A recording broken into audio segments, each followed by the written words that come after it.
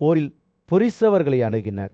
அவர்கள் அவரை இவ்வாறு உரையாற்றினர்: கௌரவர்களின் உறவினரே, மிகுந்த வலிமை கொண்டவரே, வாருங்கள், எங்களுடன் போரில் போராடுங்கள்.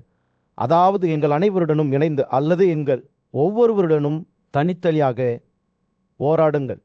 போரில் எங்களை தோற்கடித்து நீங்கள் பெரும் புகழை பெறலாம், அல்லது எங்களை தோற்கடித்து பெரும் திருப்தியை பெறுவீர்கள். பொய்சராஸ் தனது வீரத்தை பற்றி பெருமிதம் அடைந்து கோபத்தால் உற்சாகமாக அவர்களிடம் பதிலளித்தார்: வீரர்களே, நீங்கள் நன்றாக சொன்னீர்கள். இப்போது உங்கள் விருப்பம் அப்படி இருந்தால் நீங்கள் அனைவரும் கவனமாக போராடுங்கள். நான் உங்கள் அனைவரையும் போரில் கொல்லுவேன். இவ்வாறு அவர் வாயாற்றினார். அந்த வீரமும் வலிமையான வில்லனும் எதிரிகளை தண்டிக்கும் வீர அம்புகளின் அடர்த்தியான மழையால் மூடின. ஒருபுறம் ஊரிசிறவாக்களுக்கும் மறுபுறம் பலர் ஒன்றிணைந்ததற்கும் இடையிலான போர் வீப்பரல் வரை வீழ்த்தது. சச்சகியின் மகனை சுற்றியுள்ள 10 வீரர்களும் அவரை கொல்ல முயன்றனர். ஆனால் அவர்களின் வில்லுகளையும் பின்னர் அவர்களின் தலைகளையும் கூர்மையான தண்டுகளால் வெட்டி இடி முழக்கத்தால் விழுந்த பெரிய மரங்களைப் போல பூமியில் விழுந்து நொறுங்கினார். இவ்வாறு போரில் கொல்லப்பட்ட தனது சக்தி வாய்ந்த மகன்களை பார்த்த விருஷி வீரரான சச்சகி வத்த கல்லணையை சொல்லி புரிசரவாக்களுக்கு எதிராக விரைந்தார். 2 வீரர்களும் தங்கள் ரதங்களை ஒருவருக்கொருவர் எதிராக அழுத்தினர்.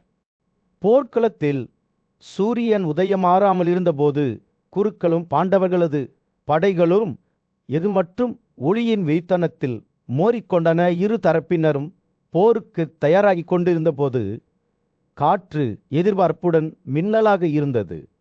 மன்னர் யுதிஷ்டிரர் உறுதியுடனும் தனது நம்பகமான தளபதியான திருஷ்டத்யும்னரிடம் உரையாற்றினார். மேலும் மகரப் படையில் தங்கள் படைகளை ஈடுபடுத்துமாறு அறிவுறுத்தினார். குதிரை போர் வீரர்களுக்கு கட்டளையிடும் போது திருஷ்டத்யும்னாவின் கண்கள் ஒரு போர் வீரரின் உற்சாகத்தால் பிரகாசித்தன. படை வடிவம் பெறத் தொடங்கியது. அதன் பல்வேறு கூறுகள் ஓர் கம்பீரமான முழுமையை உருவாக்கின. வரிசையின் தலைப்பகுதியில் துருபாதனும் பாண்டுவின் மகனான அர்ஜுனனும் இருந்தனர். அவர்களின் முகங்கள் கடுமையான உறுதியுடன் இருந்தன. சரதேவனும் நகுலனும் கட்டமைப்பின் கண்களை உருவாக்கினர். அதே நேரத்தில் வலிமையான போர் வீரரான பீமனும் கொக்குக்கு தனது நிலையை ஏற்றுக்கொண்டார். ஒவ்வொரு சிப்பாயும் துல்லியமாகவும் திறமையாகவும் தனது இடத்தை பிடித்தனர். சுபதாவின் மகன் திரௌபதி மற்றும் கட்டோட்காச்சாவின் மகன்களுடன் வரிசையின் கழுத்தை உருவாக்கினார். அதே நேரத்தில் யுதிஷ்டிரர் அதன் மையத்தில் பெருமையுடன் நின்றார். திருஷ்டத்யும்னா மற்றும் ஒரு வலிமையான படையின் ஆதரவுடன் ராஜாவான விராடர் படைப்பிரிவின் பின்புறமாக பதவியேற்றார். பாண்டவர்கள் தங்கள் படைப்பாற்றலை நிறைவு செய்த போது அவர்கள் சமமாக இருக்கக்கூடிய ஒரு காட்சியை சந்தித்தனர். கௌரவர் படை ஒரு பெரிய கிரேன் வடிவத்தில் அணிவகுத்து நின்றது. அதன் கொக்கில் வணக்கத்திற்குரிய குருவான துரோணர் நின்றார். அவரது கண்கள் ஒரு போர்வீரரின் ஆர்வத்தால் எரிந்தன. அஸ்வத்தாமனும் கிருபாவும் படைப்பின் கண்களை உருவாக்கினர். அதே நேரத்தில் அனைவரிலும் மிக பெரிய வில்லனான கிருதவர்மாவும் அதன் தலையில் நிலைநிறுத்தினார். படைகளும் ஒருவரை ஒருவர் எதிர்கொண்டன. அவற்றில் அமைப்புகள் எகு மற்றும் கோபத்தால் முணுமுணுத்தன. போர் தொடங்கியது மற்றும் போரின் ஒலிகள் நிலப்பரப்பு முழுவதும் எதிரொலித்தன. சங்கிலிகளின் வெடிப்பு, டிரம்ஸின் துடிப்பு, எகு மோதல், யானைகள் மீது குற்றம் சாட்டப்பட்ட யானைகள் குதிரை வீரர்களுடன் மோதினர். கார்போர் வீரர்களுடன் சண்டையிட்டனர். கால் வீரர்கள் கைகோர்த்து சண்டையிட்டனர். மோதல் தீவிரமடைந்த போது குந்தியின் மகனான பீமன் துரோணரை பார்த்து அவரை சந்திக்க விரைந்தான். 2 வீரர்களும் மோதிக்கொண்டனர். அவர்கள் துப்பாக்கி சூடு நடத்திய போது சூரிய ஒளியில் அங்கள் எகு ஒளிரும் துரோணரின் அம்புகள் விரைவாகவும் உண்மையாகவும் பறந்தன. பீமனை துளையிட்டு 9 தண்டுகள் முழுவதுமாக இரும்பச் செய்யப்பட்டன. ஆனால் பீமன் அவ்வளவு எளிதில் தோற்கடிக்கப்பட மாட்டார். அவர் துரோணரின் தேரோட்டியை யமத் சாம்ராஜ்யத்திற்கு அனுப்பினார். இந்த பின்னடைவால் கோபமடைந்த துரோணர் பாண்டவர்களின் படையை ஒரு பருத்தி குவியலை எரிக்கும் எருப்பை போல விழுங்கத் தொடங்கினார். அவர்களது தோழர்கள் அவர்களை சுற்றி விழுந்ததால் சிரின்சேயர்களும் கேகையர்களும் பறந்து சென்றனர். பீமனும் அர்ஜுனனும் சண்டையிட்டனர். அவர்களின் கத்திகள் எதிரிகளின் எல்லைகளை கொடூரமான துல்லியத்துடன் வெட்டின. பஸ்தினபுரத்தின் மீது சூரியன் அஸ்தமித்து பரபரப்பான நகரத்தின் மீது ஒரு பொன்னான பிரகாசத்தை செலுத்தியது. குருட்டு மன்னன் திருதராஷ்டிரன் தனது சிம்மாசனத்தில் அமர்ந்திருந்தான். போருக்கு தயாராகும் சத்தங்களால் சூழப்பட்டிருந்தான். தன் நம்பிக்கைக்குரிய ஆலோசக சன்சேனிடம் திரும்பி பெருமையுடனும் நம்பிக்கையுடனும் பேசத் தொடங்கினார். நமது இராணுவம் இந்த நாட்டிலேயே மிக பெரியது என்று அவர் அறிவித்தார். இது மற்றவர்களைப் போலல்லாமல் பல்வேறு பிரிவுகளைக் கொண்ட ஒரு படை, ஒவ்வொன்றும் அதன் தனித்துவமான வழியில் திறந்து விளங்குகின்றன. அதன் செயல்திறன் ஒப்பிட முடியாதது. மேலும் இது அறிவியலின் விதிகளின்படி வரிசைப்படுத்தப்பட்டுள்ளது. இது கிட்டத்தட்ட தோற்கடிக்க முடியாதது.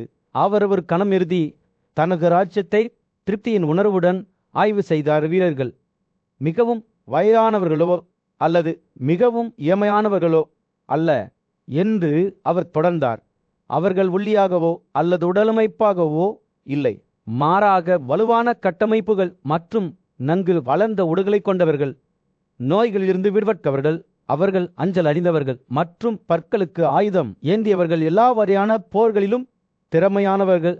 அவர்கள் மீண்டும் மீண்டும் சோதிக்கப்பட்டுள்ளனர், மேலும் தங்களை தகுதியான போர்வீரர்கள் என்று நிரூபித்துள்ளனர்.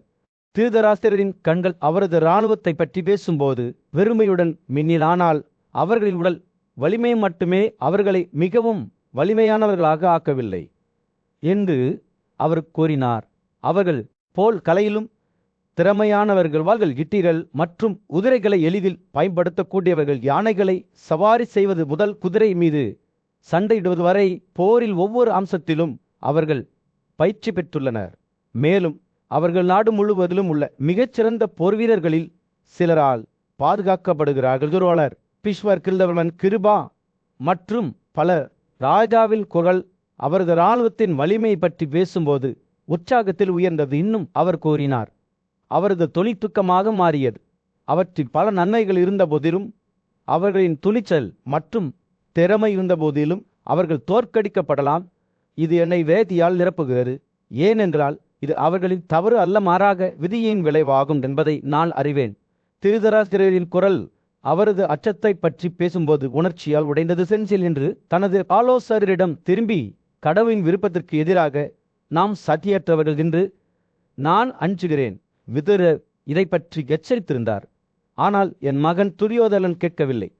வரவிருப்பதை பார்த்து எச்சரிக்க முயன்றார் என்று நான் நம்புகிறேன், ஆனால் நமது தலைவிதி முத்திரையிடப்பட்டதாக தெரிகிறது. ராஜாவின் கண்கள் சரிந்தன. ஒரு கணம் அவரது குரல் சிந்தனையில் தொலைந்தது. ஆனால் ஒருவேளை இவை அனைத்தும் படைப்பாளரால் கட்டளையிடப்பட்டிருக்கலாம் என்று அவர் இறுதியாக கூறினார். ஒருவேளை இது வெறும் தற்செயல் அல்லது சூழ்நிலை அல்ல, மாறாக தெய்வீகத்தின் விருப்பமே இந்த நிலைக்கு நம்மை வழியறுத்தி இருக்கலாம். சன்சயா, அத்தகைய சதிகளுக்கு எதிராக நாம் சத்தியற்றவர்கள் என்று நான் அஞ்சுகிறேன். ராஜாவின் குரல் ஒரு கிசுகிசுக்கிற்கு மேலே இருந்தது. அவரது வார்த்தைகள் விதிக்கு ஒரு சவால் போல காற்றில் தொங்கிக் கொண்டிருந்தன. பாண்டவ குலத்தை சேர்ந்த வலிமையான போர் வீரரான பீமன் தனது கூர்மையான தந்திரருடன் முன்னேறி செல்லும்போது சூரியன் போர்க்களத்தில் மோதியது. பெருமைமிக்க துரியோதனனின் தலைமையில் திருதராஷ்டிரரின் இராணுவமே அவரது இலக்காக இருந்தது. துரியோதனின் தேரோட்டியான சன்சேன் இந்த பேரழிவு அவர்களின் சொந்த ராஜாவின் தவறால் அவர்கள் மீது கொண்டு வரப்பட்டதை அறிந்து திகைப்புடன் பார்த்தார். பீமன் கௌரவர்களின் வம்சாவளியை உடைத்தபோது அவரது இளைய சகோதரர்களான துசாசனா, புருஷவா, துஷாசா, துர்மதா, ஜெயசேனா, ஜெயசேனா, விட்டனா, சித்தாசேனா, சுதர்சனா, சாருசித்தா, சுவர்மன் மற்றும் பலர் தங்கள் உறவினர்களை பாதுகாக்க அணிதிரண்டனர். அவர்கள் பீமனை சுற்றி வளைத்து அவரது உயிரை பறிக்க தீர்மானித்தனர். ஆனால் பாண்டுவின் மகன் பயமுறுத்தும் வகையில் இல்லை. அவர் உயரமாக நின்றார். அவரது கழுதை தயாராக இருந்தது. சூரியரைப் போல பயங்கரமான கரங்களால் சூழப்பட்டது. வில்லுக்கு ஆயுதம் ஏந்திய ஆயிரக்கணக்கான கார்பொர் வீரர்கள் பீமன் மீது அம்புகள் மற்றும் பித்திகளை பொழிந்தனர். ஆனால் அவர் தடையின்றி போராடினார். தனது வழியில் நிற்க துணிந்த பல கௌரவ வீரர்களை கொன்றார். அவரது கழுதை எழுந்து விழுந்தது. யானைகளையும் குதிரைகளையும் அவன் சக்தி வாய்ந்த அடிகளுக்கு அடியில் நசுக்கியதற்கிடையில் பசதலின் மகனான திருஷ்டத்யும்னா கௌரவர்களின் மிக பெரிய போர் வீரரான துரோணருடன் போரில் ஈடுபட்டார்.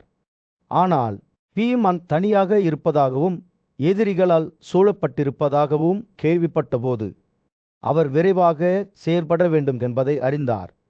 அவர் துரோணருடன் தனது நிச்சயதார்த்தத்தை கைவிட்டு பீமன் சண்டையிடும் இடத்தை நோக்கி விரைந்தார். திருஷ்டத்யும்னா நெருங்கிய போது பீமனை ஒரு புயலைப் போல கண்டார். அவர் கௌரவர்களின் அணிகளை எளிதில் விழுங்கிவிட்டார். தனது நண்பரும் உறவினரும் செயல்படுவதை பார்த்த பிரிஷதலின் மகன் பெருமிதம் கொண்டார். பீமனுக்கு அவரது உதவி தேவை என்பதை அவர் அறிந்திருந்தார். எனவே அவர் தனக்கு ஆதரவாக நிற்க தீர்மானித்தார். 2 போர் வீரர்களும் நேருக்கு நேர் சண்டையிட்டனர். அவர்களின் குதிரைகள் உயர்ந்து சரியான ஒத்திசைவில் விழுந்தன. துரியோதனின் மகன்களின் தலைமையில் கௌரவர் போர் வீரர்கள் அவர்களை தாக்க அணிதிரண்டனர். ஆனால் அவர்கள் பீமன் மற்றும் திருஷ்டத்யும்னாவின் ஒருங்கிணைந்த வலிமைக்கு இணையாக இருக்கவில்லை. போர் மூண்டது. அம்புகள் வெட்டுக்கிளிகளின் கூட்டத்தைப் போல காற்றில் பறந்த நாளை அவர்களுக்கு சாதகமாக திரும்புவதாக தோன்றிய போது துரோணர் சம்பவ இடத்தில் தோன்றினார். அவரது 3 கடுமையான தண்டுகள் துருபாதரின் உடலை துளைத்தன. ஆனால் வயதான மன்னர் தரையில் விழுந்தபோது அவரது மகன் திருஷ்டத்யும்னா உறுதியாக நின்றார். அவரது கழுதை இன்னும் உயர்ந்து ஆபத்தான தொல்லியத்துடன் விழுகிறது. ஒரு போர் வீரர்கள் திருஷ்டத்யும்னாவை திருந்த பிரமோகனா ஆயுதத்தால் திகைத்தனர். மேலும் போர் தீவிரமடைந்தது. மன்னர் துரியோதனின் உணர்வுகள் மெதுவாக அவரிடம் திரும்பின. பீமனின் முந்தைய தாக்குதல்களின் விளைவுகளை அவர் அசைத்தார். மேலும் சக்தி வாய்ந்த போர் வீரரை எதிர்க்க மீண்டும் தனது பலத்தை வளைத்தார். அவரது மகன்கள் தங்கள் உறுதியுடன் ஒன்றிணைந்து பீம்சேனாவுக்கு எதிராக வீரத்துடன் போராடினர். எப்போதும் போலவே வலிமையான அவரது கரங்கள் தனது ரதத்தின் மீது ஏறி துரியோதனின் மகன்களை நோக்கி விரைந்தது. அவர் தந்தத்தால் அலங்கரிக்கப்பட்ட ஒரு வில்லை பிடித்தார். அதன் வலிமை துணிச்சலான எதிரிகளையும் கூட தோற்கடிக்கும் திறன் கொண்டது. துரியோதனின் மகன்கள் மீது வேவான துல்லியத்துடன் அம்புக்கு அம்பை வீதினார். ஒவ்வொருவரும் தங்கள் காசத்தில் அதன் அடையாளத்தை கண்டள துரியோதனனே இயற்கை எடுத்துக்கொண்டு நீண்ட கூர்மையான தண்டை வீசி பீமனின் உயிரை நெருங்கினார். வலிமையான போர் வீரன் தடுமாறி கீழே விழ மறுத்தான். அவரது கோபம் முன்னெப்போதையும் விட பிரகாசமாக எரிந்தது. அவர் தனது வில்லை திருப்பிக் கொண்டார். அவர் மீண்டும் அடிக்க தயாரான போது பதற்றத்தால் சரங்கள் உடைந்தன. துரியோதனனின் கைகளிலும் மார்பிலும் 3 அம்புகளை வீசும்போது அவரது கண்கள் கோபத்தால் மின்னினானால் பீமனின் எதிர் தாக்குதலால் பாதிக்கப்பட்ட போதிலும் துரியோதனன் அசையாமல் ஒரு மலையைப் போல உறுதியாக நின்றான். இருப்பினும் அவரது இளைய சகோதரர்கள் அவ்வளவு அதிர்ஷ்டசாலிகள் அல்ல. அவர்கள் போர் விரிப்பதை பார்த்து கொண்டிருந்தனர். பீம்சேனாவை கொடூரமான செயல்களால் துன்புறுத்துவதற்கான முந்தைய திட்டத்தை நிறைவேற்ற அவர்களின் முகங்கள் உறுதியாக இருந்தன. அவர்கள் அவரை நோக்கி சென்றபோது பீமன் ஒரு யானையுடன் போர்க்களத்துக்கு விரைந்தான். அவரது கோபமும் ஆற்றலும் அவரது வெற்றிக்கான விருப்பத்தால் தூண்டப்பட்டது. அவர் சித்தசேனனை ஒரு நீண்ட அம்பு மூலம் தாக்கினார். அது அதன் அடையாளத்தைக் கண்டது. பின்னர் துரிதமான துல்லியத்துடன் துரியோதனின் மற்ற மகன்களை சுட்டு வீழ்த்தினார். ஒவ்வொருவரும் கடவுளால் தாக்கப்பட்டதைப் போலற தரையில் விழுந்தனர். இதற்கிடையில் மன்னர் யுதிஷ்டிரர் தனது ரதத்திலிருந்து போர் தொடங்குவதை கவனித்துக் கொண்டிருந்தார். பீம்சேனாவை பின்தொடர அபிமன்யு மற்றும் பல உட்பட தனது சக்தி வாய்ந்த போர் வீரர்களில் 12 அவர் கவனமாக அனுப்பினார். இந்த துணிச்சலான வீரர்கள் துரியோதனின் மகன்களை நோக்கி விரைந்தனர். அவர்களின் காசங்கள் சூரியனைப் போல பிரகாசிக்கின்றன. அல்லது அதன் அனைத்து மகிமையிலும் நெருப்பு. அவர்கள் அருகில் வந்தபோது துரியோதனின் மகன்கள் அவர்கள் வருவதைக் கண்டு பீமனுக்கு எதிரான போராட்டத்தை கைவிட்டனர். இந்த புதிய அச்சுறுத்தலை எதிர்கொள்ள ஆர்வத்துடன் அவர்கள் தங்கள் ரதங்களை திருப்பினர். ஆனால் குந்தியின் மகன்கள் அவர்களை அவ்வளவு எளிதில் தப்பிக்க அனுமதிக்கவில்லை. துரியோதனின் மகன்கள் போரிலிருந்து தப்பி ஓடுவதை அவர்கள் சோபத்துடனும் உறுதியுடனும் பார்த்தன. போர்வீரர்கள் மோதிக்கொண்டும் அம்புகள் காற்றில் பறந்து கொண்டிருந்தும் அந்த காட்சி குழப்பத்தையும் ஏற்படுத்தியது. ஆனால் அனைத்து கொந்தளிப்புகளுக்கும் மத்தியில் வீமன் உயரமாக நின்றார். அவரது வில் இன்னும் கையில் இருந்தது. முன்னால் உள்ளதை எதிர்கொள்ளத் தயாராக இருந்தார். அபிமன்யு தனது பக்கத்தில் பீமனுடன் சண்டையில் இறங்கிய போது சூரியன் போர்க்களத்தில் மோதியது. துரியோதனன் தலைமையிலான கௌரவ இராணுவம் இளம் வீரரின் திறமையையும் துணிச்சலையும் திகைக்க வைத்ததை பிரமிக்க வைத்தது. கடந்து செல்லும் ஒவ்வொரு கணத்திலும் அபிமன்யுவின் வலிமை வளர்ந்தது. எதிரி படையினரை எளிதில் வீழ்த்தும் போது அவரது அம்புகள் வேகமாகவும் உண்மையாகவும் பாய்ந்தன. அவரை எதிர்கொண்டவரில் அபிமன்யுவின் அசைக்க முடியாத தாக்குதலால் குதிரைகள் கொல்லப்பட்ட வலிமையான போர்வீரரான விட்டனாவும் இருந்தார். விக்கிரனார் சித்தசேனாவின் பிரகாசமான ரதத்தின் மீது உதித்தபோது அபிமன்யுவின் அம்புகள் அவர்கள் மீது பாய்ந்தன. 25 சிறிய தண்டுகளுடன் விட்டனாவை துவைத்தன. ஆயினும் போர்வீரர் உறுதியாக நின்றார். அவரது தீர்மானம் வலிமையான மேரு மலையைப் போல அசைக்கவில்லை. இதற்கிடையில் புலியாவும் விக்கிரனாவும் இணைந்து அபிமன்யுவை தாக்கினர்.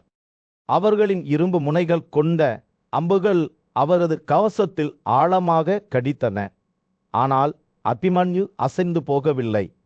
அவரது உடல் ஆபத்தை எதிர்கொள்ளும் அவரது அசைக்க முடியாத தைரியத்திற்கு ஒரு சான்றாகும். போர் தீவிரமடைந்த போது துசாசனா 5 கேகயா சகோதரர்களுடன் மோதினார். அவர்களின் வாள் சூரிய ஒளியில் ஒளிரும் போது அவர் தங்கள் முழு வலிமையுடனும் போராடின. திரௌபதியின் மகன்கள் அவர்களின் கோபமும் தடையின்றி துரியோதனின் தாக்குதல்களை முறியடிக்காமல் எதிர்த்தனர். அவர்கள் ஒவ்வொருவரும் தங்கள் எதிரியை 3 வேகமான அம்புகளால் துளைத்தனர். அது பார்த்தவர்களின் உள்ளெலும்புகளை நடுங்க செய்தது. இருப்பினும் துரியோதனன் உடைக்கப்படாமல் இருந்தார். அவரது சொந்த அம்புகள் அவரது எதிரிகளை தாக்க காற்றில் வெட்டப்பட்டன. ஒரு தீவிரமடைந்த போது பிரிஷ்வர் போர்க்களத்தில் ஒரு புயலைப் போல தனது இருப்பை வெளிப்படுத்தினார். ஒவ்வொரு தாக்குதலுடனும் அவர் பாண்டவ இராணுவத்தின் இதயங்களில் அச்சத்தை தூண்டினார். அவர்கள் தனது கட்டளையின் கீழ் வெறும் கால்நடைகளைப் போல வெறுமனே திகைக்க வைத்தனர். காந்தீவனின் கூச்சல் ஒளி காற்றில் எதிரொலித்தது. அர்ஜுனன் போரின் வலது பக்கத்தில் வருவதை குறிக்கிறது. வயல் மரணத்துடனும் அழிவுடனும் உயிர் பெற்றது போல் தோன்றியது. ஆயிரக்கணக்கான தலையில்லாத விலங்குகள் குழப்பத்தின் மத்தியில் நிமிர்ந்து நின்றன. அதே நேரத்தில் தாய் இரத்தத்தால் சிவப்பு நிறத்தில் ஓடியது. அதன் நீர் சிவப்பு நிறமாக மாறியது. யானைகள் ஒரு காலத்தில் பெருமையாகவும் கம்பீரமாகவும் இருந்தன. இப்போது அமைதியாக இருந்தன. அவற்றின் உடல்கள் விழுந்த தோழர்களின் உயிர் கத்தத்தில் குளித்தன. போர் தீவிரமடைந்த போது 2 படைகளிலிருந்தும் துணிச்சலான போர்வீரர்கள் போராடினர். ஒவ்வொருவரும் மற்ற எல்லாவற்றிற்கும் மேலாக பெருமையையும் வெற்றியையும் நாடினர். அவர்கள் ஒருவருக்கொருவர் மோதிக்கொண்ட போது அவர்களில் அழுகை காற்றை நிரப்பியது. அவர்களின் கவசங்கள் அடித்து நொறுக்கப்பட்டன மற்றும் உடைந்தன. இடைவிடாத தாக்குதலால் அவர்களின் உடல்கள் சிதைந்தன. இருப்பினும் வெற்றி பெறுவதற்கான தனது தீர்மானத்தில் 2 தரப்பினரும் அசையவில்லை. மலைகளைப் போலவே அவர்களின் விருப்பங்களும் உடைக்கப்படவில்லை. இது மற்றும் இரத்தத்தின் இந்த பேரழிவில் அபிமன்யு உயரமாக நின்றார். அவரது ஆவி அசைக்கப்படவில்லை. அவர் பெரும் முரண்பாடுகளை எதிர்த்து போராடினார். அவரது பெயர் வரலாற்றில் துணிச்சலானவர்களில் ஒருவராக குறிக்கப்படும். சூரியன் வானத்தில் தொங்கிக் கொண்டிருந்தது. போர்க்களத்தில் மன்னர் துரியோதனன் தனது போர் விருப்பத்தால் தூண்டப்பட்டு பீமலை நோக்கி ஒரு சிவப்பு நிறத்தை வீசியது. 2 வீரர்களும் மோதிக்கொண்டபோது காற்று பதற்றத்தால் மின்னியது. ஒருவருக்கொருவர் விரோதம் தெளிவாக தெரிகிறது. துரியோதனன் தன்னை நெருங்குவதைக் கண்ட பீமனின் கண்கள் கோபத்தால் மின்னின. கணக்கெடுக்கும் நேரம் இறுதியாக வந்து விட்டதென்று விஷம் சுட்டிய குரலில் அவர் அறிவித்தார். இந்த போரை விட்டுவிட்டு உங்கள் உயிரை காப்பாற்றுங்கள். ஏனென்றால் இவ்வளவு ஆண்டுகளாக உன்னை கொல்ல நான் ஏங்கினேன். காட்டில் நடுகடத்தப்பட்ட போது துரியோதனன் அவர்கள் மீது ஏற்படுத்திய வேதனையாலும் பீமனின் வார்த்தைகள் நிரம்பி இருந்தன. அவர் பேசுகையில் பீமனின் கைகள் வேகமாக நகர்ந்தன. அவர் இலக்கை நோக்கி செல்லும்போது அவரது வில் சரத்தை இறுக்கமாக இழுத்தன. அவரது அம்பிலிருந்து 32 அம்புகள் சுட்டன. ஒவ்வொன்றும் எரிகிற வாள் நட்சத்திரத்தைப் போல துரியோதனனை நோக்கி சென்றன. ராஜாவின் தேரோட்டிக்கு 2 முறை அடிபட்டது. அவரது குதிரைகள் தரையில் விழுந்தன. அவற்றின் உடல்கள் மரணத்திற்கு பிறகு மறைந்து விட்டன. துரியோதனையே 2 அம்புகள் துளைத்தன. அவை சுத்தி மின்னல் கம்பிகளைப் போல நடனமாடுவதாக தோன்றியது. பீமனின் நோக்கம் உண்மையானது. ஒவ்வொரு ஷாட்டிலும் துரியோதனன் தனது உடலின் வழியாக ஒரு கடுமையான வலியை உணர்ந்தான். அவரது குடியும் தரமும் வெட்டப்பட்டன. இதனால் அவர் வெளிப்படையாகவும் பாதிக்கப்படக்கூடியவராகவும் இருந்தார். போர் தீவிரமடைந்த போது சுபத்ராவின் மகன் அபிமன்யு தவிரவர் போர் வீரர்கள் மீது அம்புகள் வீசுவதை கட்டவிழ்த்து விடும்போது தனது வில் பாடும் வகையில் களத்திற்குள் நுழைந்தார். விகர்ணாவை 4 அகமான தலை தண்டுகள் தாக்கின. ஒவ்வொன்றும் பாம்பின் கொம்பு போல தனது காசத்தை புலைத்தன. அவரது தரமான தரையில் விழுந்தது. அதனுடன் அவரது தேரோட்டியும் குதிரைகளும் பீமனை கொல்வதில் உறுதியாக இருந்த ஜெயததன் அவரை ஆயிரக்கணக்கான கார்களால் சூழ்ந்து கொண்டார். ஆனால் அபிமன்யு உறுதியாக வென்று எதிரிகளின் எல்லைகளை நோக்கி அம்புக்கு பின் அம்பை வீசினார். கேகியர்களும் திரௌபதியின் மகன்களும் போரில் இணைந்தனர். அவர்களில் அம்புகள் கௌரவர் வீரர்களை நோக்கி மழை போல தரந்தனவோ அதன் உச்சத்தை எட்டியதும் துமுகராசுருத கமனுடன் மோதினார். அவர்கள் மோதல்களை பரிமாறிக்கொண்ட போது அவர்களின் வில்லுகள் பாடின. சுபசோமா சண்டைக்குள் நுழைந்தார். அவர் தனது தோழர்களை ஆதரிக்க விரைந்தபோது அவரது கார் மங்கலாக இருந்தது. 2 படைகளும் மோதிக்கொண்ட போது ஓதும் எகு சத்தம் மற்றும் பத்தத்தின் வாசனையால் காற்று நிரம்பியது. இந்த குழப்பத்தின் மத்தியில் சாத்தானிக உயரமாக நின்றார். அவரது வில் ஜெயசேனா மீது அம்புக்கிலே அம்பை வீசியது. துஸ்கர்னா சண்டையில் சேர்ந்தார். சாத்தானிகாவின் வில் மற்றும் அம்பை வெட்டினார். ஆனால் இளம் போர்வீரர் அடிவணிய மறுத்துவிட்டார். கையில் ஒரு புதிய வில்லை கொண்டு அவர் துஸ்கர்னாவில் அம்புகளின் ஆங்கட்டி வீசினார். ஒவ்வொன்றும் சரியாக அடிக்கிறது. சண்டை தீவிரமடைந்த போது 5 கேகயா சகோதரர்கள் சாத்தானிகாவை சூழ்ந்தனர். அவர்களின் அம்புகள் புயலை போல அவரை நோக்கி தாழ்ந்தன. போர்க்களத்தில் சூரியன் அஸ்தமித்து படுகொலைகளின் மீது ஒரு பொன்னான பிரகாசத்தை செலுத்தியது. பாண்டவர்களும் கௌரவர்களும் அவர்களின் காசங்கள் அடித்து நொறுக்கப்பட்டு ரத்த காரை படிந்தன. ஓய்வெடுக்கவும் மீண்டும் ஒன்றிணைக்கவும் தங்கள் முகாம்களுக்கு பின்வாங்கினர். ஆனால் அவர்கள் ஒருவருக்கொருவர் துணிச்சலை புகழ்ந்தாலும் போருக்கு திரும்புவதற்கான கடுமையான உறுதியுடன் அவர்களின் கண்கள் பிரகாசித்தன. வேதனையால் முகத்தை திருப்பிய துரியோதனன் தனது தாத்தாவும் கௌரவர்களின் மிகப்பெரிய போர்வீரருமான பீஷ்மரை நெருங்கினான். அவர் பேசும்போது அவரது மகனின் கண்கள் மூழ்கின. அவரது தோல் வெளிரியது. அவரது குரல் நடுங்கியது. எங்கள் படைகள் வலிமையானவை, ஆனால் அந்த பாண்டவ போர் வீரர்கள் ஒரு புயல் காற்று போல எங்கள் எல்லைகளை துளைத்து விட்டனர். அவர்கள் எங்கள் ஆட்களை நிம்மதியாக கொன்றுவிட்டனர். அவர்கள் விழித்திருக்கும் போது எங்களை திகைக்க வைத்தனர். அவர் தனது மார்பை உணர்ச்சியால் அசைத்தார். நான் கூட பீமனின் அம்புகளால் தாக்கப்பட்டேன். ஒரு கணம் நான் எல்லா புத்திசாலித்தனத்தையும் இழந்தேன். பீஷ்மர் கவனமாக கேட்டார்.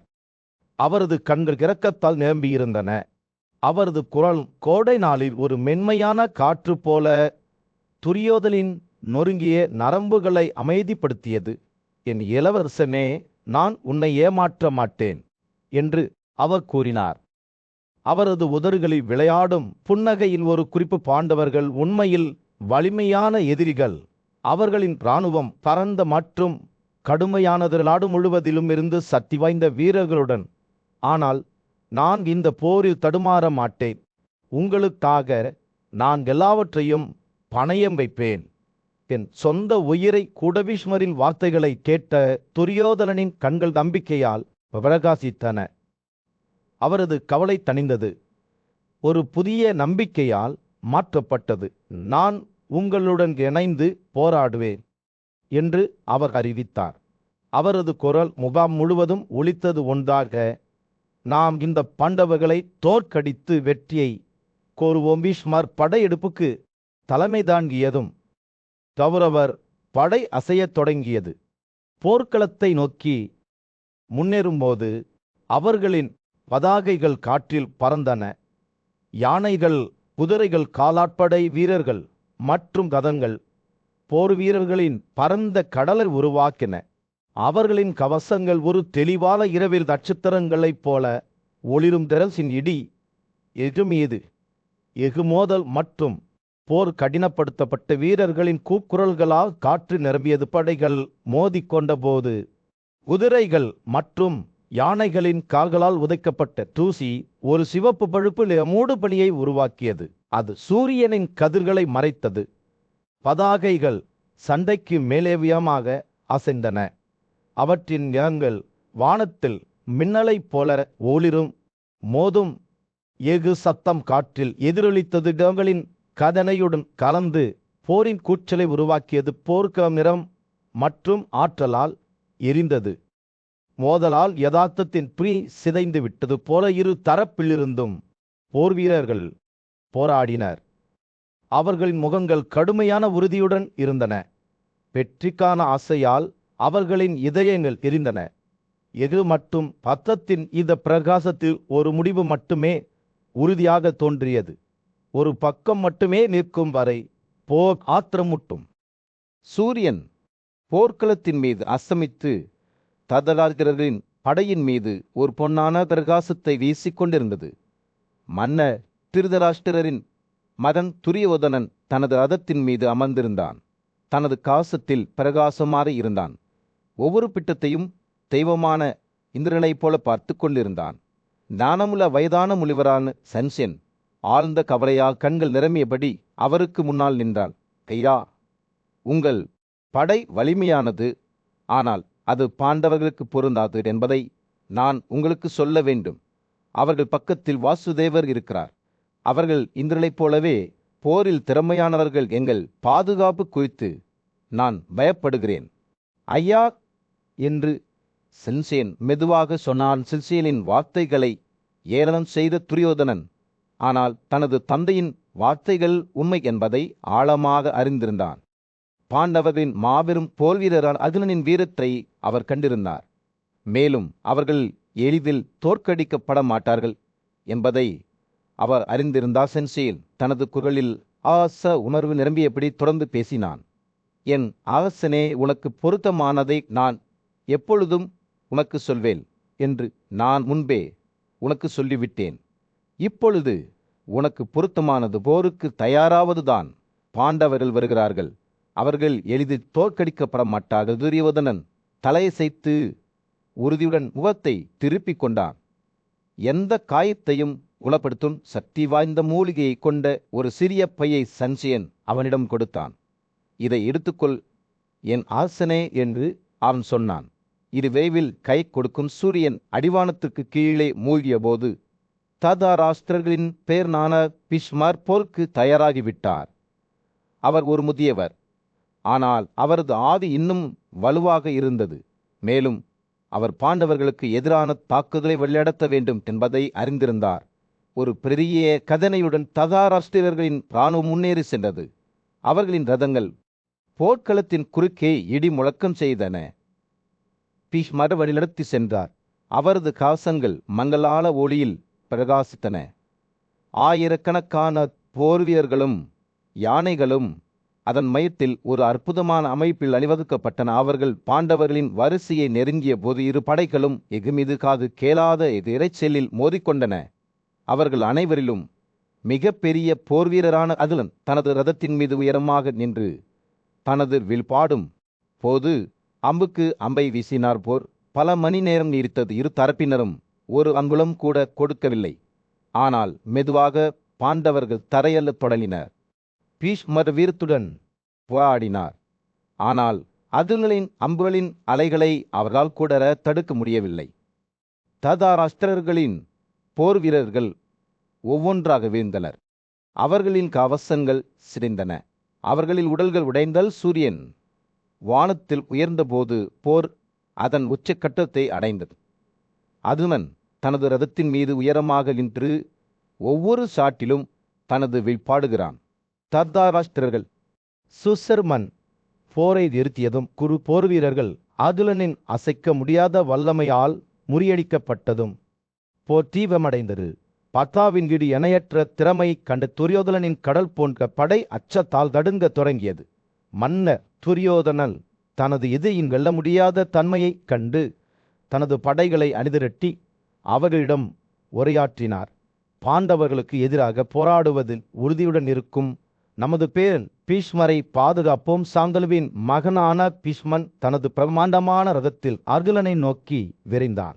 அதன் வெள்ளை குதிரைகள் மற்றும் கடுமையான குரங்கை தாங்கிய தரநிலைகள் அவன் நெருங்குகையில் இது காணுவம் தனஞ்சயனின் அலைக்கசத்தால் அலங்கரிக்கப்பட்ட உருவத்தை பார்த்தது. மேலும் அவர்களின் குரல்கள் அச்சத்தின் இரைச்சலில் உயர்ந்தன. கிருஷ்ணர் கையில் கட்டுப்பாடு மதிய சூரியனைப் போல பிரகாசித்தார். அதே நேரத்தில் அர்ஜுனனின் பிரகாசமான தேர் வேறொரு உலக ஒளியுடன் பிரகாசித்த இரு தரப்பிலும் இருந்த போர் வீரர்கள் பீஷ்மரின் துவையிடும் பார்வை அல்லது தனஞ்சயரின் பிரகாசமான இருப்பை எதிர்கொள்ள முடியாமல் திகைத்து ஒருவரையொருவர் பார்த்தனர். இதற்கிடையில் பரவாஜாவின் மகன் மத்ஸ்ய மன்னரை இறக்கைகள் கொண்ட அம்புகளால் துளைத்து அவரது தரத்தையும் வில்லையும் வெட்டி கொண்டதால் போர் வேறு இடத்தில் தீவிரமடைந்தது. ஒரு பெரிய பிரிவின் தளபதியான விராடல் மற்றொரு வில்லை எடுத்து போரில் துரோணரை எதிர்கொள்ள தயாரானார். விராடலின் செயல்களால் கோபமடைந்த பிராமண போல்வியல் அவரது குதிரைகளை 8 நேரான தண்டுகளால் கொன்றான். போர் தீவிரமடைந்த போது துரோணர் திராடனின் தேர்வொட்டியை ஒரு அம்பாலும் பின்னர் அவரது தேராலும் துளைத்தார். சக்தி வாய்ந்த போர் வீரரான சிகண்டின் அந்த கடுமையான போரில் துரோணரின் மகளுடன் மோதினார். இரு போர் வீரர்களும் மோதிக்கொண்டனர். அவர்கள் சண்டையிடும்போது வானத்தில் அம்புகள் வேகமாக பறந்தன. சிகண்டின் தாக்குதல்களால் கோபமடைந்த அஸ்வத்தமான் அவரது தேரையும் தளத்தையும் கவிழ்த்து எண்ணற்ற தண்டுகளால் அவர்களை மூடினார்கள். இல்வா வைத்திருந்த சிகண்டின் தனது காரிலிருந்து குதித்து பருந்து போல் களத்தில் குதித்தார். அவரை நோக்கி வந்த அம்புகளின் கடுமையான மழையை அவர் வெட்டினார். ஆனால் அஸ்வத்தமான் இறுதியில் தனது கேடயத்தையும் பாலையும் துளைக்க முடிந்தது. உடைந்த பேடை அஸ்வத்தமான் மீது சீகண்டின் வீசினார். அவர் தனது கைகளின் இலகுவான தன்மையை காற்றில் வெட்டி காட்டினார். அஸ்வத்தமான் பின்னர் ஏகாலமான இரும்பு அம்புகளால் சீகண்டனை துளைத்தார். இதனால் அவர் கடுமையாக பாதிக்கப்பட்டார். மதுவின் நிலத்தை சேர்ந்த உயர்ந்த மனதுள்ள வாரிசான சத்யகி சம்பவ இடத்திற்கு வந்து ராட்சாசர்களின் இளவரசர் ஆலமுஷாவுடன் மோதினார். இரு வீரர்களும் அடிகளை பரிமாறிக்கொண்டதால் போர் முண்டது. அவர்களின் அம்புகள் காற்றில் வேகமாக பறந்தள சச்சகி இறுதியில் ஐந்திரா ஆயுதத்தை பயன்படுத்தினார். இது ஆலமுஷாவின் மாயை கொண்டு அவரை மூடியது. குருக்களின் மன்னன் திருதாஸ்திரன் தனக்கு முன்னால் நடந்த படுகொலையை பார்த்தபடி சூரியன் போர்க்களத்தில் விழுந்தது. அவர் தனது தேரோட்டியான சஞ்சயனிடம் திரும்பி என் வீரர்களுக்கும் பாண்டவர்களின் வீரர்களுக்கும் இடையில் நீங்கள் பேசும் ஒற்றை போர்கள் பல அற்புதமானவை இருப்பினும் போரில் மகிழ்ச்சியாக இருந்த என்னில் யாரையும் பற்றி நீங்கள் பேசவில்லை என்று கேட்டார். சஞ்சயன் கண்களில் சோகத்தின் அறிவையுடன் அவரை பார்த்து, ராஜாவே, உங்கள் ஆட்கள் தங்கள் வலிமை மற்றும் தைரியத்திற்கு ஏற்ப உழைக்கிறார்கள். ஆனால் அவர்கள் பாண்டுவின் வீரமான மகன்களுடன் தொடர்பு கொள்ளும் போது அவர்களின் வீரம் பயனற்றதாகிவிடும். அவர்கள் தோற்கடிக்கப்படுவது அவர்களின் தவறு அல்ல என்று பதிலளித்தார். சென்செயா பேசிக்கொண்டிருக்கையில் போர் தீவிரமடைந்தது. அவந்தியின் 2 இளவரசர்களும் மிகுந்த வலிமை கொண்ட அந்த பெரிய வில்லாளிகளும் காவதை பார்த்து அவருக்கு எதிராக முன்னேறினர். அவர்களுக்கு இடையிலான போர் கடுமையானதாக இருந்தது. முடி இறுதியில் நிற்க வைத்தது. கோபத்தால் உற்சாகமாக இருந்த ராவதன் இரு சகோதரர்களையும் பல கூர்மையான மற்றும் நேரான தண்டுகளால் வேவாக துளைத்தார். ஆனால் அவர்கள் அனைத்து போர் முறைகளையும் நன்கு அறிந்திருந்ததால் பகிலுக்கு அவரை துளைத்தன. சண்டை தொடர்ந்தது. இரு தரப்பினரும் ஒரு அங்குலம் கூட கொடுக்கவில்லை. பின்னர் ராவ 4 குதிரைகளை யமனின் வசிப்பிடத்திற்கு 4 வேகமான தண்டுகளுடன் அனுப்பினார். 2 கூர்மையான அகலமான தலை தண்டுகளுடன் அவர் அணுவெண்டாவின் விலையும் தரத்தையும் வெட்டினார். இந்த சாதனை மிகவும் அற்புதமாக தோன்றியது. ஆனால் சன்சியார் இது இயற்கையான நிறைவுகளின் போக்கு என்று மட்டுமே கவனித்தார். போர் தீவிரமடைந்த போது பச்சாசர்களின் இளவரசனான கிளிம்பாவின் வலிமையான மகன் பிரச்சோதிசர்களின் ஆட்சியாளரான பகதத்தருக்கு எதிராக விரைந்தார்.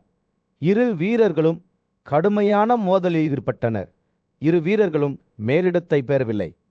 ஆனால் பின்னர் அந்த வலிமையான கார்போர்வியரான கட்பொற்காய்ச்சல் மேருவின் மார்பில் மழை பெய்யும் மேகங்களைப் போல தனது அம்புகளால் பகரத்தை மூடினது. இருப்பினும் பாகதத்தா எளிதில் தோற்கடிக்கப்படவில்லை. அவர் கட்பொற்காச்சாவில் 14 ஈட்டிகளை வீசினார். ஆனால் அவை அனைத்தும் ராட்சசரின் கூர்மையான தண்டுகளால் துண்டிக்கப்பட்டன. பின்னர் பாகதத்தா கட்பொற்காச்சாவை 70 தண்டுகளால் துளைத்தார். ஒவ்வொன்றும் இடி முழக்கத்தைப் போலவே இருந்தன. ஆனால் வலிமையான ஆயுதமேந்திய ராட்சசல் அசையவில்லை. இதற்கிடையில் மெட்ராஸ் ஆட்சியாளர் தனது சகோதரியின் மகன்களான இரட்டையர்களுடன் போரில் ஈடுபட்டார். அம்புகளின் மேகங்களால் அவர்களை மூழ்கடித்தார். ஆனால் சகதேவர் பகலை உருவாக்கியவரை மூடிய மேகங்களைப் போல அம்புகளால் அவரை மூடினார். இரட்டை சகோதரர்கள் தங்கள் மாமாவுக்கு எதிராக தைரியமாக போராடியபோது தங்கள் தாய் பற்றி மிகுந்த மகிழ்ச்சி அடைந்தனர். போர் தீவிரமடைந்த போது அந்த சக்தி வாய்ந்த கார்போர் வீரரான சலா அந்த போரில் திறம்பட அடித்து 4 சிறந்த தண்டருடன் அனுப்பினார். சூரியன் வானத்தில் தனது உச்சத்தை அடைந்தபோது தம்மாவின் மகனான மன்னர் யுதிஷ்டிரன் தனது குதிரைகளை முன்னெடுத்து சென்றான். சக்தி வாய்ந்த போர் வீரரான சிறுதீஷ் 9 வேகமான அம்புகளுடன் துல்லியமாக அவரை தாக்கியதைக் கண்டான். ஆனால் சிறுதீஷ் எளிதில் தோற்கடிக்கப்படக்கூடிய ஒருவராக இருக்கவில்லை. அவர் 7 அம்புகளை தாக்கி எதிர்த்து போராடினார். அதில் அவரது காசத்தை துளைத்து அவரது உடலுக்குள் உள்ள முக்கிய ஆற்றல்களை குடித்தது. யுதிஷ்டிரனின் கோபம் ஒரு சகாப்தத்தின் முடிவில் உக்கமான நெருப்பைப் போல வெடித்தது. அதன் பாதையில் உள்ள அனைவரையும் விழுங்கியது.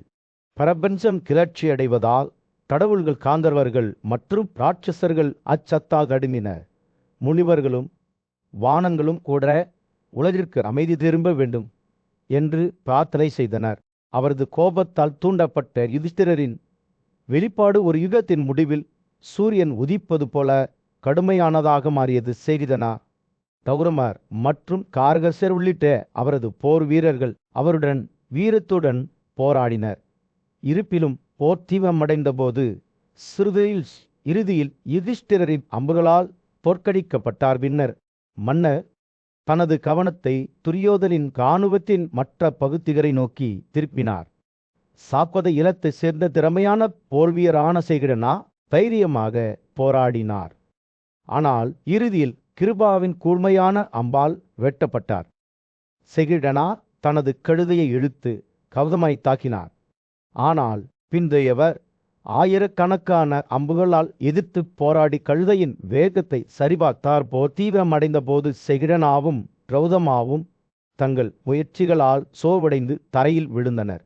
கராகசாவும் சகுனியும் அவர்களுக்கு உதவ விரைந்தனர். படைகளின் முழு பாவையில் அவர்களை தங்கள் கதங்களில் உயர்த்தினர். இதற்கிடையில் சக்தி வாய்ந்த கார்போர் வீரரான திருஷ்டகேது சோமதர்த்தாவின் மகனுடன் மோதினார். பிந்தையவர் 90 கூர்மையான அம்புகளால் துளைக்கப்பட்டார். ஆனால் மதிய நேரத்தில் சூரியனைப் போல தொடர்ந்து பிரகாசித்தார். புரிஸ்ரவாஸ் இறுதியில் திருஷ்டகேதுவின் ரதத்தையும் குதிரைகளையும் படித்து அம்புகளின் ஆழங்கட்டி மழையால் அவரை மாய்த்தார். சுபத்ராவின் துணிச்சலான மகளான அத்திமல்யு, சித்தசேனா, விட்டனா, தோர்மர்ஜனா மற்றும் துரியோதனின் படையைச் சேர்ந்த மற்ற போர் வீரர்களுக்கு எதிராக வீரத்துடன் போராடினார். எண்ணிக்கையில் அதிகமாக இருந்த போதிலும் அபிமன்யு அவர்களின் தேரோட்டிகளை தோற்கடிக்க முடிந்தது. ஆனால் பீமனின் வார்த்தைகளின்படி தனது எதிரிகளின் உயிரை காப்பாற்றினார். போர் உச்சகட்டத்தை எட்டியதும் அர்ஜுனன் தனது வெள்ளை குதிரைகளுடன் போரை நோக்கி ஓடினான். வாசுதேவனை எதிரிகளின் எல்லைகளை நோக்கி குதிரைகளை வழிநடத்துமாறு வலியுறுத்தினார். அர்ஜுனன் தாக்குதலுக்கு தலைமை தாங்கியதால் பாண்டவர்களை எதிர்கொள்ளும் போது துரியோதனின் படைகளிடையே பெரும் சலசலப்பு ஏற்பட்டது. மற்றும் அம்புகளின் வெறித்தனத்தில் போர் வீரர்கள் மோதிக்கொண்டபோது தண்ணீரை போல இரத்தம் பாய்ந்ததால் போர் தீவிரமடைந்தது. அர்ஜுனன் வலிமையான தனசியன் குழப்பத்தின் மத்தியில் உயரமாக நின்று கொண்டிருந்த போது சூரியன் போர்க்களத்தில் கீழே விழுந்தது. அவரது காசங்கள் பனியில் பிரகாசித்தன. அவரது காந்திவவில் அதன் பழக்கமான பாடலை பாடியது. அவர் சர்த்தை மீண்டும் இழுத்தார். எதிரி போர் வீரர்கள் தீகர்த்தாக்களை சேர்ந்த போர் வீரர்களில் ஒரு வலிமையான படை அவரை நோக்கி விரைந்தது. அவர்களின் வில்லுகள் தயாராக இருந்த அர்ஜுனன் தனது அம்புகளை அவர்கள் மீது வீசும்போது மோதும் எது சத்தம், வியர்வை மற்றும் இரத்தத்தின் வாசனை ஆகியவற்றால் காற்று நிரம்பி வழிந்தது. அவரது நோக்கம் உண்மையாக இருந்தது. எதிரி போர் வீரர்கள் ஒவ்வொன்றாக தரையில் விழுந்தனர். அவர்களின் வில்லுகள் சிதைந்தன. அவர்களின் காசனல் துளைக்கப்பட்டன. உயர்ந்த மனதுள்ள அர்ஜுனன் கடுமையான உறுதியால் உந்தப்பட்டு எதிரியை எளிதில் வெட்டி அவரது அம்புகள் வேகமாகவும் ஆபத்தானதாகவும் பறந்தன. போர் தொடங்கிய போது திரிகர்த்தாக்களின் ஆட்சியாளர் தனது சொந்த வலதுபுறத்தில் ஒரு சக்தி வாய்ந்த போர்வீர 32 குதிரை வீரர்களை கொண்ட படையுடன் அர்ஜுனனை நோக்கி முன்னேறினார். அவர்கள் அவரை சூழ்ந்தனர். அம்புகளில் ஆழங்கட்டி மழை பொழிந்தபோது அவர்களின் வில்லுகள் பாடின. ஆனால் அர்ஜுனன் பயப்பட வேண்டியவன் அல்ல. எண்ணெயில் மூழ்கிய 60 அம்புகளுடன் எதிரியை துரத்தி அவர்களை தரையில் செய்தார். போர்க்களம் இப்போது முற்றிலும் குழப்பமான காட்சியாக இருந்தது. இரு தரப்பிலும் உள்ள போர் வீரர்கள் தங்கள் உயிருக்கு போராடினர். யுதிஷ்டிரர் தலைமையிலான பாண்டவர்கள் வீரத்துடன் போராடினர். ஆனால் அவர்கள் எண்ணிக்கையில் அதிகமாக இருந்தனர். இருப்பினும் அர்ஜுனன் உறுதியாக இருந்தார். கண்டை மற்றும் சாந்தன் ஆகியோரின் மகனான பீம மீது கவனம் செலுத்தினார். போர் தீவிரமடைந்த போது சிந்துக்கை சேர்ந்த மன்னர் ஜெயத்ரதன் 500 அம்புகளுடன் யுதிஷ்டிரரை நோக்கி விரைந்தார். ஒவ்வொன்றும் மரண கம்பியை ஒத்திருந்தன. ஆனால் பீம்சேனார் ஆபத்தால் துணிந்து அவரை எதிர்கொள்ள விரைந்தார். 2 வீரர்களும் தடுவானில் மோதினர். அவர்களின் குதிரைகள் ஒரு சத்தமான விபத்துடன் சந்தித்த இதற்கிடையில் புருபதனின் மகனான சீகந்தின் போர் நடந்து கொண்டிருப்பதை தூரத்திலிருந்து பார்த்து கொண்டிருந்தான். அப்படி செய்வதாக சபதம் செய்த போதிலும் பீமரை கொல்ல தன்னால் இயலாமையால் கோபமும் அவமானமும் அடைந்தான். மகத மன்னன் அஜாசத்து அவரை அணுகி அவரது கோழைத்தனத்துக்காக அவரை கடிந்து கொண்டார். அஜாசத்து, நீங்கள் மிகுந்த வீரமுள்ள மனிதர். ஆனால் நீங்கள் உங்கள் கடமையில் தோல்வி அடைந்துவிட்டீர்கள். உங்கள் உறவினர்களையும் சகோதரர்களையும் அவர்கள் தேவைப்படும் நேரத்தில் நீங்கள் கைவிட்டீர்கள். உங்கள் முகம் பயத்தால் வெளியேது நீங்கள் கவலையால் நடுங்குவதை நான் காண்கிறேன் என்று கூறினார். இந்த வார்த்தைகளை கேட்டு சீகந்தனின் கோபம் தணிந்தது. மேலும் பீமரை என்றென்றும் கொல்வதாக சபதம் செய்தார்.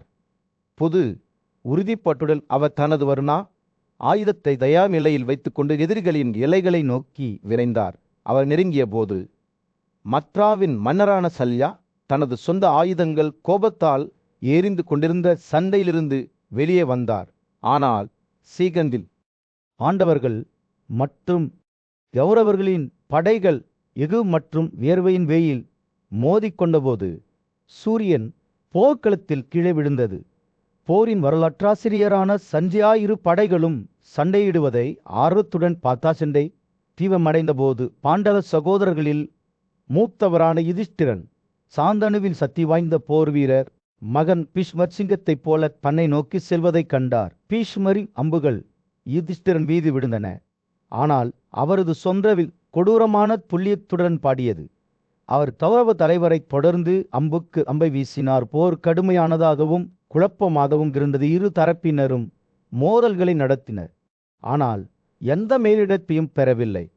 சிரீன்சியர்கள் பீஷ்மரின் அணுகுமுறையைக் கண்டு நடுங்கினார். அதே நேரத்தில் பாண்டவர்கள் தங்கள் தலைவரை சுற்றி அணிதிரண்டு அவரை வீழ்த்த தீர்மானித்தனர். தீவிரமடைந்த போது யுதிஷ்டிரர் மேலும் கோபமடைந்தார். பீஷ்மரை தோற்கடிப்பதற்கான கடுமையான உறுதியுடன் அவரது கண்கள் எரிந்தன. அவர் அம்புக்குப் பிறகு அம்பை வீசினார். ஆனால் பீஷ்மர் தைரியமின்றி ஆண்டவ இளவரசர் மீது தண்டுகளை மழை பொழிந்தார். துரியோதனன் தலைமையிலான கௌரவர்கள் தங்கள் சக்தி வாய்ந்த கூட்டாளிகளின் ஆதரவுடன் பீஷ்மருடன் இணைந்து வீரத்துடன் போராடினர்.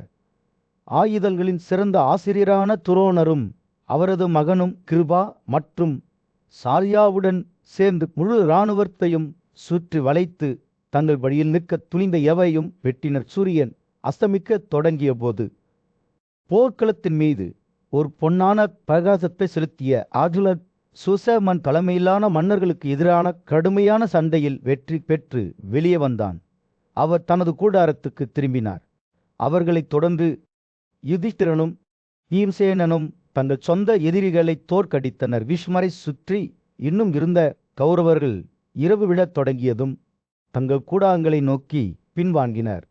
தொலைதூர நரிகள் அவர்கள் மற்றும் நிழல்களில் பதுங்கியிருக்கும் ராட்சசர்கள் மற்றும் பிசாச்சர்களின் ஆபத்தான இருப்பை தவிர போர்க்களம் அமைதியாக இருந்தது. இருள் நிலத்தின் மீது விழுந்தபோது இரு படைகளும் சண்டையை நிறுத்தின. அவர்களின் துணிச்சலான போர் வீரர்கள் சோர்வடைந்தனர், ஆனால் உடைக்கப்படவில்லை. அவர்கள் தங்கள் கூடாரங்களுக்கு திரும்பினர். அடுத்த நாள் போருக்கு தயாராகும் போது ஒருவருக்கொருவர் துணிச்சலை பாராட்டினர். பாண்டவர்களுக்கும் கௌரவர்களுக்கும் இடையிலான போர் பெருமை, மரியாதை மற்றும் வெற்றிக்கான தாகத்தால் தூண்டப்பட்டது. இரவு காற்று பதட்டத்தால் கனமாக இருந்தது. ஒரே சத்தம். வீரர்கள் தங்கள் கூடாரங்களில் குடியேறிய மென்மையான முணுமுணுப்பு அவர்களின் கண்கள் அடிவானத்தில் நிலைநிறுத்தப்பட்டன. எந்த விடியம் கொண்டு வரலாம் என்பதை எதிர்கொள்ள தயாராக இருந்தது.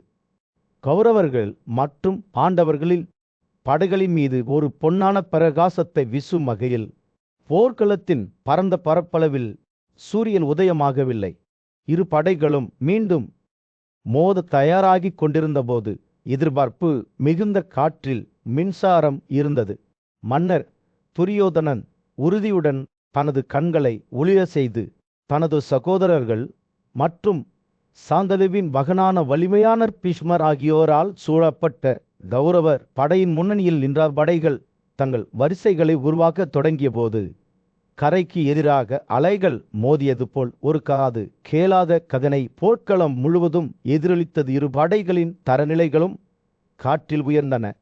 காலை வெளிச்சத்தில் அவற்றின் நிறங்கள் பிரகாசமாக பிரகாசிக்கின்றன. டம்ஸ் மற்றும் சங்கிலிகளின் சத்தம் காற்றை துளைத்தது. போர் வீரர்களின் கூக்குரல்களுடன் கலந்தது. அவர்கள் ஒருவருக்கொருவர் எதிர்கொள்ள தயாராகின. துரோணரின் மகனான பீஷ்மர் மற்றும் துணிச்சலான திரிகர் உட்பட நாட்டின் மிகச்சிறந்த போர் வீரர்களில் சிலரை கொண்ட கௌரவர்களின் படைப்பிரிவை பார்ப்பதற்கு கௌரவர்களின் படை ஒரு பயங்கரமான காட்சியாக இருந்தது. யுதிஷ்டிர தலைமையிலான பாண்டவர்கள் தங்கள் சொந்த அணியை உருவாக்கினர். அர்ஜுனனை அதன் மையத்தில் வைத்திருந்தனர். அவரது தேரோட்டியான கிருஷர் அவரை குழப்பத்தின் வழியாக வழிநடத்தினார். இரு படைகளும் ஒருவரை ஒருவர் எதிர்கொண்ட போது காற்றில் ஒரு பதட்டம் தொங்கிக் கொண்டிருந்தது. போர் வீரர்கள் தங்கள் கண்களை ஒருவருக்கொருவர் நெருக்கமாக நிலைநிறுத்தி எதிரி எல்லைகளை நோக்கி முன்னேறத் தொடங்கினர். முதல் சவால் செய்யப்பட்டது. மேலும் போர் பூமியின் அடித்தளத்தை உலுக்கிய ஒரு கொடூரத்துடன் தொடங்கியது. மீது எஃகு மோதல். யானைகளின் டங்குகள் ஒருவருக்கொருவர் மோதியது. காயமடைந்தவர்களின் அலறு ஆகியவை இரு படைகளும் ராஜ்யத்தின் தலைவிதியை தீர்மானிக்கும் போராட்டத்தில் ஈடுபட்ட போது காற்று நிரப்பின. பீஷ்மர் அவரது கொடியேற துல்லியத்துடன் படி பாண்டவ வீரர்களை கோதுமை போல ஒரு கத்தரிக்கோள் முன் வெட்டினார். பாண்டவர்கள் தங்களை சுற்றியுள்ள படுகொலையால் துணிந்து தங்கள் முழு பலத்துடனும் போராடினர். வலிமையான போர் வீரரான பீமன் படுகொலைக்கு முற்றுப்புள்ளி வைக்க உறுதியாக பீஷ்மரை அணுகினார். இரு ராட்சதர்களும் பெகு மற்றும் கோபத்தின் வெறியில் மோதினர். அவர்களின் போர்க்களத்தில் இடி முழக்கம் போல எதிரொலித்தது. போர் தீவிரமடைந்த போது மன்னர் துரியோதனன் தனது ரதத்திலிருந்து தன்னை சுற்றியுள்ள தனது சகோதரர்களிடமிருந்து தன்னை தீங்கிலிருந்து பாதுகாத்து கொண்டிருப்பதை ஆவலுடன் பார்த்தார். ஆனால் அவர்களின் துணிச்சல் இருந்த போதிலும் கௌரவர்கள் மெதுவாக முன்னேறிக் கொண்டிருந்தனர். பீஷ்மர் பாண்டவர்களின் அணிகளில் தொடர்ந்து அழிவை ஏற்படுத்தியதால் அவர்களின் இழப்புகள் அதிகரித்தன. போரின் அலைகளை திருப்புவதற்கான அவன் நம்பிக்கையான முயற்சியில் அர்ஜுனனும் சத்திரியும் பீஷ்மரின் படைகளுக்கு எதிராக ஒரு தாக்குதலுக்கு தலைமை தாங்கினார். ஆனால் பழைய போர்வீரர் நிறுத்த முடியாதவராக இருந்தார். அவரது அம்புகள் விரைவாகவும் உண்மையாகவும் பறந்தன. பாண்டவர்களை கோதுமை போல ஒரு கத்தின் முன் வெட்டில. போர்க்களம் முற்றிலும் குழப்பத்தின் காட்சியாக இருந்தது.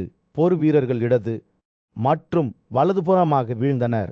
இரு படைகளும் எது மற்றும் கோபத்தின் வெறித்தனத்தில் மோதிக்கொண்டன. போர்க்களத்தில் சூரியன் அஸ்தமிக்கத் தொடங்கிய போது நீண்ட நிழல்களை வீசுகிறது. பரந்த போர்க்களத்தின் மீது சூரியன் மறைந்து கொண்டிருந்தது. எகுமோதல் மற்றும் குளம்புரலின் இடிமுழக்கம் மீது ஒரு தங்க பிரகாசத்தை செலுத்தியது. சஞ்சயா என்ற கதை சொல்பவர் பாண்டவர்களுக்கும் கௌரவர்களுக்கும் இடையிலான கடுமையான போரின் கதையை விவரிக்கும் வகையில் மன்னர் திருதராஷ்டிரரின் பக்கத்திலேயே நின்றார். போர் தீவிரமடைந்த போது சுவாலாவின் மகன் சகுனி பாண்டவர்களுக்கு எதிராக சென்றார். அவரது குதிரையின் குளம்புகள் பூமியை ஒரு தாள துடிப்புடன் தாக்கின. அவரை பின்தொடர்ந்து சாக்வதா குலத்தை சேர்ந்த திறமையான போர்வீரரான பிரீதிகாவின் மகன் கடுமையான அழுகையுடன் களத்தில் இறங்கினார். மோதும் எகு சத்தமும் வேர்வை மற்றும் ரத்தத்தின் வாசனையும் இரு படைகளும் மோதிக்கொண்ட போது காற்றை நிரப்பியதற்கிடையில் அர்ஜுனனின் மகன் ஐயாவர் இந்திரனின் வான மண்டலத்திற்கு வந்திருந்தார். போர்க்களத்தில் தனது தந்தையுடன் சேர ஆர்வமாக இருந்தார். அவர் ஒரு அழகான இளைஞன், வலிமையானவர் மற்றும் போர்க்கலைகளில் திறமையானவர். அவருக்குள் ஒரு கடுமையான உறுதிப்பாடு இருந்தது. அவர் தனது தந்தையை அணுகிய போது தன்னை அர்ஜுனனின் மகன் ஐராவர் என்று அறிமுகப்படுத்தி கொண்டு கை போர்த்து அவருக்கு வணக்கம் செலுத்தினார். தனது மகனை அங்கீகரித்த அர்ஜுனனின் கண்கள் மகிழ்ச்சியில் பிரகாசித்தன. அவர் அவரை போரில் அன்புடன் வரவேற்றார். போர் நடந்தபோது உதவி செய்யுமாறு அவர் ஐராவத்தை கட்டளையிட்டார். மேலும் இளம் போர் வீரர் தனது கட்டளையில் ஏராளமான விரைவான குதிரைகளுடன் புறப்பட்டார். அவர்கள் போர்க்களத்திற்குள் நுழைந்தபோது அவர்களின் குதிரைகளின் குளம்புகள் கௌரவர்களின் படைகளுக்கு எதிராக குமுறின. இதனால் குழப்பம் மற்றும் அழிவு ஏற்பட்டது. இரு படைகளுக்கும் இடையிலான மோதல் கடுமையானதாகவும் தீவிரமாகவும் இருந்தது. இரு தரப்பிலும் உள்ள போர் வீரர்கள் வீரத்துடன் சண்டையிட்டனர். ஐராவத்தின் பீர் குறிப்பாக பயனுள்ளதாக இருந்தது. அதன் விரைவான குதிரைகள் மற்றும் திறமையான ரைடர்கள் கௌரவர்களின் கோடுகளை வெண்ணெய் வழியாக சூடான கத்தி போல விட்டினர். அர்ஜுனனின் மகன் நம்ப முடியாத கொடூரத்துடன் போராடினார். அவரது வாள் பயங்கரமான தொல்லியத்துடன் எதிரி அணிகளை வெட்டுகிறது. ஆனால் கௌரவர்களின் துணிச்சல் இருந்த போதிலும் கௌரவர்களின் படைகள் குறைத்து மதிப்பிடப்படவில்லை. சகுனியின் மகன்களான கயா, தவச்ச விருஷவா, சார்மாவ காதேவா மற்றும் சுகா ஆகியோர் கௌரவர்களின் வரிசையிலிருந்து புறப்பட்டனர். அவர்களின் குதிரைகளின் குளம்புகள் போருக்கு செல்லும் போது பூமியை தாக்கின. தபாலில் உடையணிந்து ஈட்டிகள் ஆயுதம் ஏந்திய திறமையான வீரர்களின் ஒரு பெரிய படையால் அவர்கள் ஆதரிக்கப்பட்டனர். போர் மணிக்கணக்கில் நீடித்தது. இரு தரப்பினரும் ஒரு அங்குலம் கூட கொடுக்கவில்லை. ஐராவத்தின் படைப்பிரிவு தைரியமாக போராடியது. ஆனால் கௌரவ படைகள் இடைவிடாமல் தங்கள் எதிரிகளை தங்கள் காலடியில் நசுக்குவதில் உறுதியாக இருந்தன. இளம் போர் வீரர் ஆழமாக காயமடைந்தார். அவரது மார்பு, முதுகு மற்றும் பக்கவாட்டுகள் பல அம்புகளால் துளைக்கப்பட்டன. ஆனால் அவர் அடிபணிய மறுத்துவிட்டார். போர் அதன் உச்சக்கட்டத்தை அடைந்தபோது ஐராவத் தனது பளபளப்பான வாளை அவிழ்த்து தனது எதிரிகளை கொல்ல தீர்மானித்து காலில் சண்டையிட்டார். அவரது எதிரிகள் அவரை நெருக்கமாக சூழ்ந்தனர். ஆனால் அவர் நம்ப முடியாத கொடூரத்துடனும் அவரது வாளுடனும் போராடினார். தஸ்திலபுர மன்னன் திருதராஷ்டிரன் தனது மகன் துரியோதனின் செயல்களைப் பற்றி அறிய முயன்றபோது சூரியன் போர்க்களத்து கீழே விழுந்தார். அவர் தனது தேரோட்டியாளரும் ஆலோசகருமான சஞ்சயிடம் திரும்பி, ஒரு வலிமையான போர் வீரரான ராவத் கொல்லப்பட்ட போது நடந்த நிகழ்வுகளை விவரிக்க சொன்னார். சஞ்சயன் தனது கதையை தொடங்கி, பீம்சேனனின் மகன் ராட்சசனான கட்டோட்காச்சன் தனது தந்தையின் மறைவை கேள்விப்பட்ட போது எப்படி இடி முழக்கங்களை எழுப்பினார் என்பதை விவரிக்கிறான். பூமி புயலால் அழிந்தது போல் பயங்கரமாக அதிர்ந்தது. மேலும் மலைகள் மற்றும் காடுகள் அச்சத்தால் நடுங்கின. துரியோதனனின் படைகளின் காலணிகள் தங்கள் காலணிகளில் நடுங்கின. அவற்றின் கைகால்கள் காற்றில் இலைகளைப் போல நடுங்கின. கட்டோட்காச்சன் தொடர்ந்து கத்திக்கொண்டே இருந்தபோது அவரது வடிவம் ஒரு பயங்கரமான அழிப்பாளராக மாறியது. கோபத்தால் எரிந்து மின்னல் போன்ற பிரகாசமான ஈட்டியை பிடித்தது.